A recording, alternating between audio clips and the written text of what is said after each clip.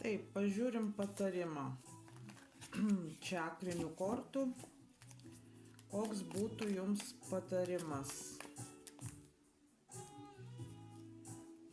Taip, iškris vienodos, skaitysim.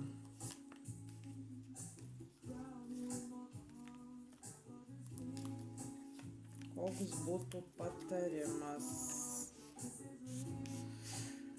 Patarimas.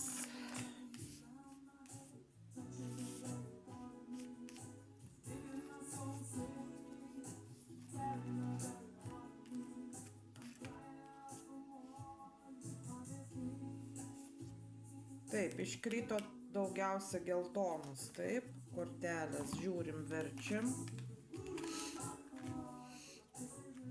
Saulės rezginio čakra mums iškrito. Daugiausia jos, tai žiūrim.